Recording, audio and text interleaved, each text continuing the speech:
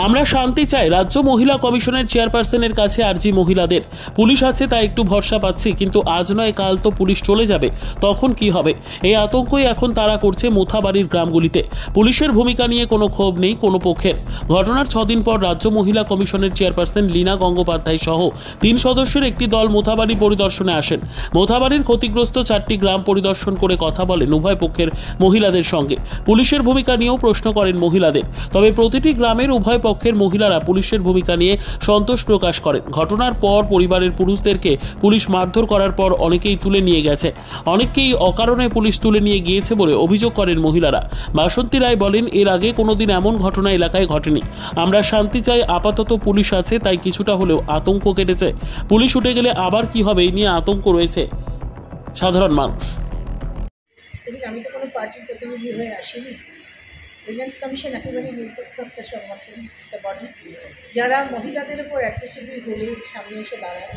সেই জায়গা থেকেই আমি এসেছি। রাজনৈতিক জায়গাগুলো তারা তাদের মতো কী করবেন সেটা তাদের অথরিটি আছেন, তাদের হায়ার অথরিটি আছেন, তারা বুঝে নেবেন। এটার মধ্যে আমরা কথা বলতে চাই না। আমি কথা বলতে চাই না। আমি শুধু একটাই কথা বলবো যে সম্পর্কটা ছিল, সহজভাবে এতগুলো বছর কেটেছে, সেই সম্পর্কটাই যেন থাকে এবং সেই সম্পর্কটা যেন আবার রিভাইভ হয়। মহিলা আক্রান্ত কেমন?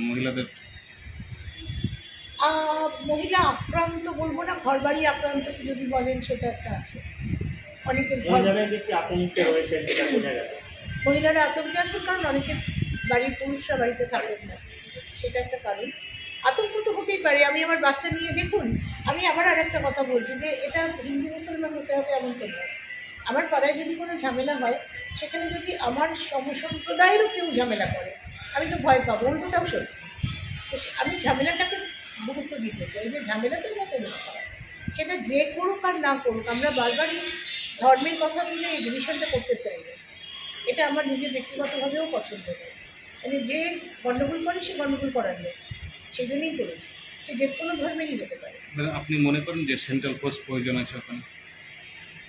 আপাতত কিছুদিন যদি পরিস্থিতির কারণে, কারণ এখন সেন্ট্রাল ফোর্স মানে এই 50 কিলোমিটার্সের মধ্যে আসতে পারে বলে, সেটা যখন তাদের আইনগতভাবে মান্যতা আছে সেটা তারা আসতে পারে, বাধা দেওয়ার কিছু নেই। যদি সকলে মিলে কাজ করে আরও ভালো হয়।